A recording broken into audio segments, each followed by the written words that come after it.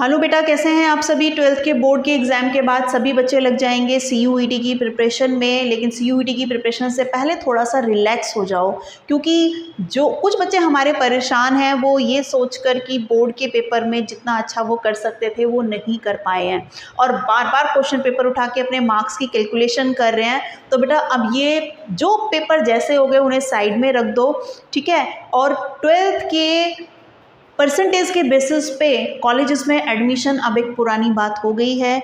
Merit list वाला आपका ये जो पैटर्न था 12th के मार्क्स के बेसिस पे अब जा चुका है। अब आपके पास एक मौका है CUET का, जिसमें कि आप अच्छे से उसकी तैयारी करके अच्छा स्कोर करके अपने चॉइस का कॉलेज और यूनिवर्सिटी ले सकते हैं, ठीक है। और एक और बात मैं आपको बोलना चाहूँगी, देखिए ये जो आपका अकाउंट्स का पेपर हुआ है, जब बच्चे करके निकल रहे थे तो कुछ बच्चों का ये कहना था कि उनकी प्रिपरेशन तो पूरी अच्छे से थी, पर वो आंसर शीट देख के सरप्राइज़ हो गए। उन्हें ये आइडिया नहीं था कि आंसर शीट अकाउंट्स के पेपर का इस तरह कॉलम्स वगैरह, तो बच्चे ये बोल रहे थे कि भाई उन्हें ये आइडिया नहीं था। हम चाहे स्कूल के लेवल पे टीचिंग कर रहे हैं, चाहे हम कोचिंग सेंटर्स में पढ़ा रहे हैं, चाहे हम बच्चों को अपने लेवल पे इंडिविजुअल ट्यूशन्स दे रहे हैं, तो हमारी रिस्पॉन्सिबिलिटी ये है कि हम बच्चे को गाइड करें और क्या क्या पैटर्न्स में चेंजेस आ रहे हैं उन्हें बताएं। हम ये ना सोचें कि भाई आजकल हर बच्चे के पास फ़ोन रहता है, यूट्यूब पे नेट पे बच्चा खुद सर्च कर सकता है। ये थोड़ा सा हम ना सोचें जिससे कि बच्चा सफ़र ना करे, ठीक है। तो जिन बच्चों ने 12th में इस तरह से बेटा लैक ऑफ नॉलेज और लैक ऑफ गाइडेंस की वजह से सफ़र किया है, CUET में आप पूरा अलर्ट होके प्लानिंग के साथ अपनी तैयारी कीजिएगा, ठीक है। और अपडेट रखिएगा खुद को। तो देखिए, सबसे पहले आप ये देखिएगा कि जो CUET का टेस्ट है, जिसको आप कॉमन यूनिवर्सिटी एंट्रेंस टेस्ट बोलते हो, ये आपका NTA, ठीक है, कंडक्ट करता है। ये आपकी है national testing agency which is established by the ministry of education under the societies registration act 1860, ठीक है। तो ये तो आपको एक जनरल पता होना चाहिए कि आप जो टेस्ट दे रहे हैं वो किस लेवल का टेस्ट है, ठीक है, और किस तरह से वो आपका कंडक्ट किया जा रहा है। बेटा आप देखिए, अभी कुछ ऐसी यूनिवर्सिटीज़ और कुछ ऐसे कॉलेजेस हैं जो इसके अंडर में नहीं हैं, ठीक है। तो आप ये ना सोचें कि आप इस टेस्ट को देने से बचें ना, ठीक है। बच्चे ये आपने देना ज़रूर है, यानी कि अगर आप किसी भी तरह से किसी ऐसे कॉलेज या यूनिवर्सिटी में आप चले जाते हैं कि जहां आपको ये टेस्ट नहीं अभी अप्लाई हुआ है, तो ऐसा हो सकता है कि इन फ्यूचर आपको उसकी ज़रूरत पड़े, तो ये आपके लिए एक एडवांस है, एक बोनस पॉइंट होगा। अब आप देखिएगा, ये टेस्ट आपका 21 में से 31 मई तक डिफरेंट स्लॉट्स में कंडक्ट किया जाएगा, ठीक है। अब इसमें देखिए, आपका सेक्शन फर्स्ट जो है उसमें आपका A में 13 लैंग्वेजेस हैं, जो भी आपको चूज़ करनी है आप चूज़ कर सकते हैं। फिर आपकी 20 लैंग्वेजेस, जिस भी लैंग्वेज को आप तैयार करना चाहें, पेपर देना चाहें, उसमें दे सकते हैं। फिर सेक्शन 2 है आपका, जिसमें कि 27 डोमेन है आपका। इसमें ये आपके स्पेसिफिक सब्जेक्ट होंगे, जो आपकी 12th की स्ट्रीम रही है उसके बेसिस पे आप अपने सब्जेक्ट यहाँ चूज़ कर सकते हैं। सेक्शन 3 आपका है, जिसमें कि आपका जनरल टेस्ट होगा। इसमें आपके करंट अफेयर्स, आपका जनरल एप्टीट्यूड वगैरह ये सब कुछ होगा, ठीक है।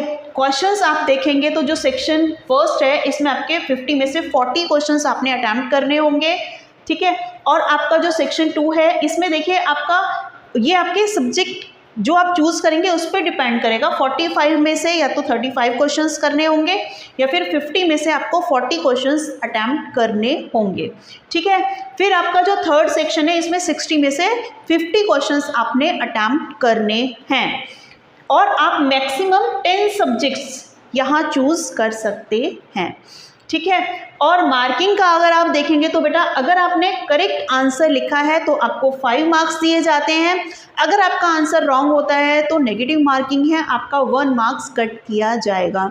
तो ऐसे सिचुएशन में आप कोशिश करें कि आंसर को बहुत सोच समझ के दें, और अगर आपको डाउट है तो आंसर ना देने में ही आपकी भलाई है, ठीक है, क्योंकि आपका जो आपने कहीं मार्क्स गेन कर रखा होगा वो और एक कम हो जाएगा, ठीक है। अब एक और बात मैं आपको बताती हूँ कि बेटा इसमें आपका देखिए हिंदी मीडियम वाले बच्चे जो हैं वो ज़्यादातर सफ़र करते हैं, क्योंकि ज़्यादातर जो भी आपका जितना भी मैटर है वो जो आपको लोगों को डिलीवर किया जा रहा है इंग्लिश मीडियम में ही डिलीवर किया जा रहा है।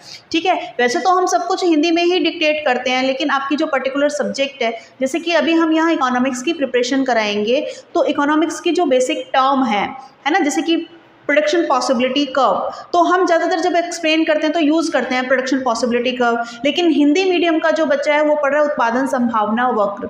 ठीक है, तो हम यहाँ कोशिश करेंगे कि इकोनॉमिक्स की जो भी मेन टर्म्स हैं उन्हें एटलीस्ट एक बार हिंदी में आपको मीनिंग बताया जाए, जिससे कि आप लोग सफ़र ना करें। एक बार आप यहाँ स्क्रीन पे देख सकते हैं जो भी आपकी डिटेल्स हैं, स्क्रीनशॉट लेना चाहे तो स्क्रीनशॉट ले सकते हैं। यस बेटा, अब हम इकोनॉमिक्स का एक बार डिटेल में सिलेबस देख लेते हैं। और 50 क्वेश्चंस में से आपके 40 क्वेश्चंस के आंसर्स आपने देने हैं। Unit 1 introduction in micro economics, यहाँ से बेटा आपका देखिए व्हाट इज़ माइक्रो इकोनॉमिक्स और सेंट्रल प्रॉब्लम से क्वेश्चन पूछे जाएंगे। ये यूनिट आपका 11th क्लास से लिया गया है। तो हिंदी वाले बच्चे देख लीजिएगा, व्यष्टि अर्थशास्त्र का अर्थ और केंद्रीय समस्या से बेटा क्वेश्चंस पूछे जाएंगे। Unit 2 consumer behaviour and demand, उपभोक्ता संतुलन और मांग, इसमें देखिए बेटा आपका कंज्यूमर इक्विलिब्रियम में आपका मीनिंग तो पूछा ही जाएगा। यूटिलिटी अप्रोच से 1 और 2 गुड केसेस में इक्विलिब्रियम आपने बताना है। और डिमांड में आपका market demand, determination of demand, demand schedule, demand curve, और आपका मूवमेंट और शिफ्ट, एक्सटेंशन और contraction in demand, price elasticity of demand, measurement of price elasticity पर क्वेश्चंस पूछे जाएंगे। इसमें आपका percentage method, total expenditure and geometric method, सभी से आपके क्वेश्चंस पूछे जाएंगे। हिंदी मीडियम वाले बच्चे एक बार देख लीजिएगा बेटा, उपभोक्ता संतुलन और मांग में आपका देखिए जो उपभोक्ता का संतुलन है वो उपयोगिता विश्लेषण विधि से पूछा जाएगा। इसमें आपका एक वस्तु और दो वस्तु के संदर्भ में क्वेश्चंस पूछे जाएंगे। मांग में आपका देखिए मांग के निर्धारक तत्व, बाजार मांग, मांग तालिका, मांग वक्र, और उसमें आपका संकुचन और विस्तार से क्वेश्चंस पूछे जाएंगे। मांग की कीमत लोच और कीमत लोच की गणना करने के लिए जो भी आपके मेथड्स हैं, प्रतिशत विधि, कुल व्यय विधि, आपका ज्योमेट्री मेथड, सभी से आपके क्वेश्चंस पूछे जाएंगे। नेक्स्ट आपका है इंट्रोडक्टरी मैक्रो इकोनॉमिक्स, यानी कि आपका व्यष्टि अर्थशास्त्र में यूनिट 3 में देखिए आपका जो दिया गया national income and related aggregates, राष्ट्रीय आय और संबंधित समुच्चय। ठीक है, बेसिक कॉन्सेप्ट्स और मेजरमेंट से रिलेटेड क्वेश्चंस पूछे जाएंगे।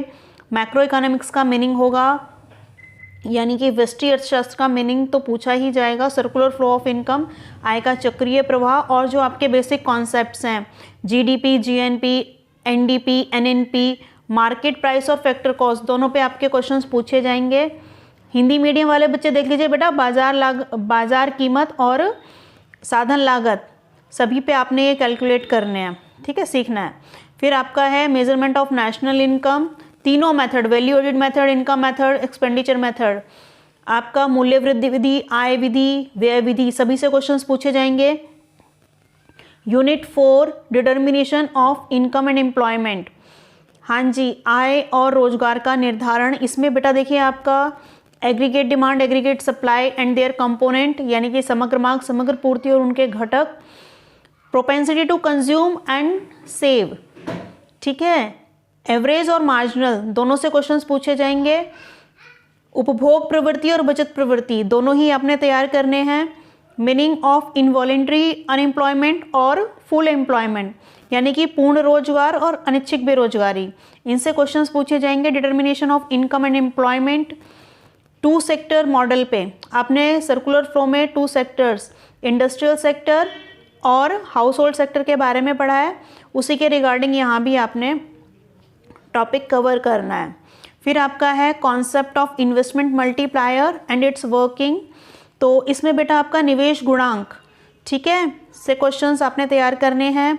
Problem of excess and deficit demand, अधिमांग और न्यून मांग की समस्याएं और नीचे इनको करेक्ट करने के जो तरीके हैं वो भी आपने बताने हैं, और उसमें फोकस करना है अवेलेबिलिटी ऑफ क्रेडिट पे और आपका चेंज इन गवर्नमेंट स्पेंडिंग पे।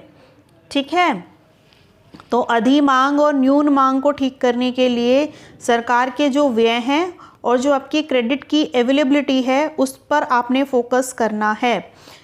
नेक्स्ट आपका यूनिट है 5th unit, money and banking, मुद्रा और बैंक। इसमें आपका money, meaning, evolution and functions.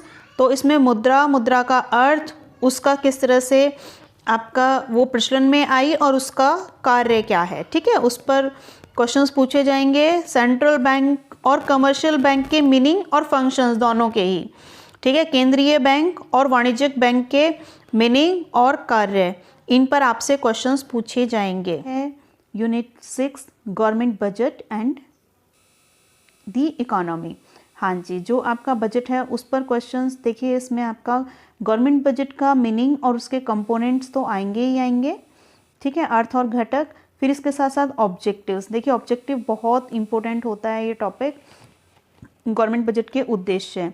फिर इसके साथ आपका classification of receipt, revenue and capital, classification of expenditure, revenue and capital, plan and non plan and developmental and non developmental expenditures, ठीक है। इस पे भी आपके क्वेश्चंस पूछे जाएंगे।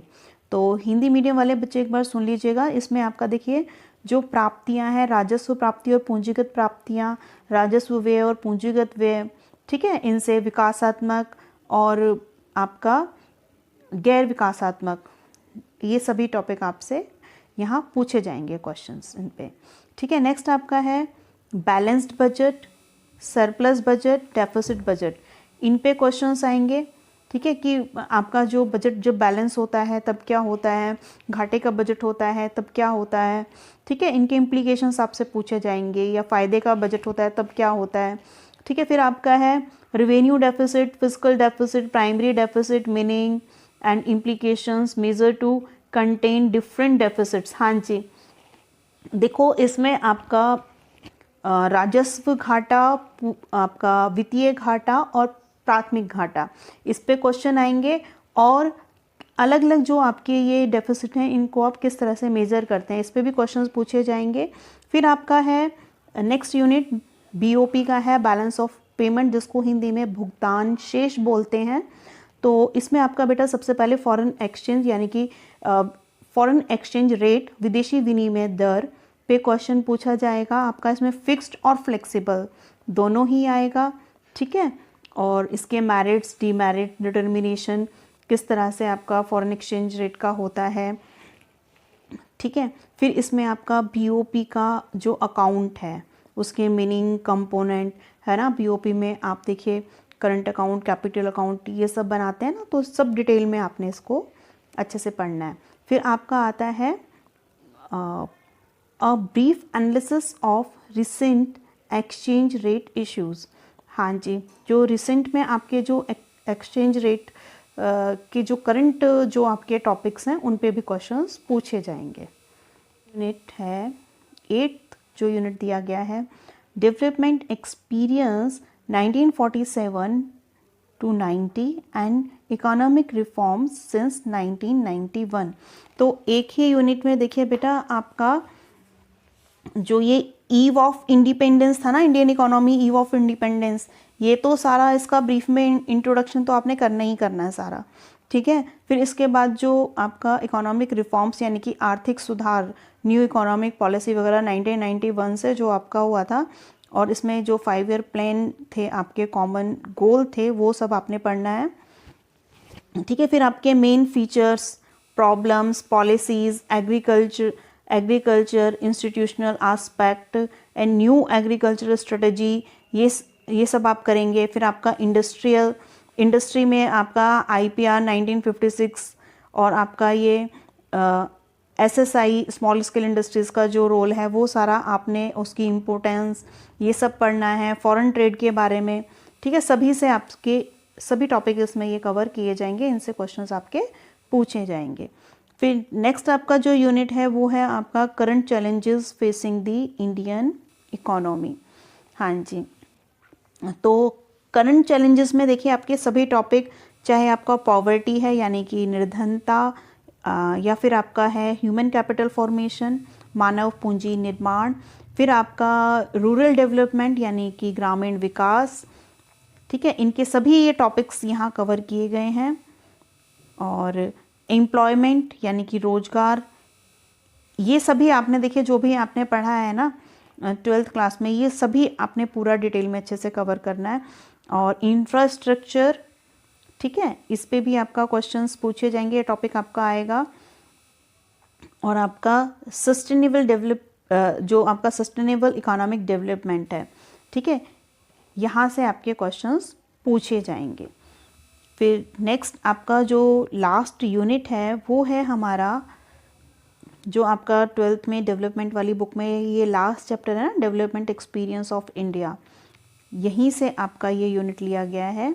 और इसमें आपका अ कंपैरिजन विद नेबर्स यानी कि इंडिया का पाकिस्तान और चाइना के साथ जो कंपैरिजन है वो आपने अच्छे से करना है। इसमें आपके जो सभी इश्यूज़ हैं, चाहे वो आपके इकोनॉमिक ग्रोथ के हैं, पॉपुलेशन के हैं, आपके सेक्टरल डेवलपमेंट के हैं, या फिर आपके जो अदर ह्यूमन डेवलपमेंट इंडिकेटर्स हैं, सभी को आपने कवर करना है। और ये परेशान होने की ज़रूरत नहीं है कि पता ही नहीं अभी हमें कितनी और पढ़ाई करनी है, क्या क्या करना है, कितना सिलेबस कवर करना है। जो भी आपने 11th और 12th में इकोनॉमिक्स पढ़ा है वहीं से आपको सिलेक्टेड टॉपिक यहाँ दिए गए हैं, तो बिल्कुल भी परेशान नहीं होइएगा। आपको यहाँ एक एक यूनिट अच्छे से कवर कराया जाएगा और MCQs की प्रैक्टिस कराई जाएगी। ऐसा हो ही नहीं सकता कि आप अच्छा स्कोर ना करें, और साइड बाय साइड अपने दूसरे सब्जेक्ट्स की भी प्रिपरेशन करते रहिएगा। तो लाइक कीजिएगा, दूसरे बच्चों को शेयर कीजिएगा, चैनल को सब्सक्राइब कीजिएगा, बेल आइकन को प्रेस करना ना भूलिएगा। All the best, bye bye.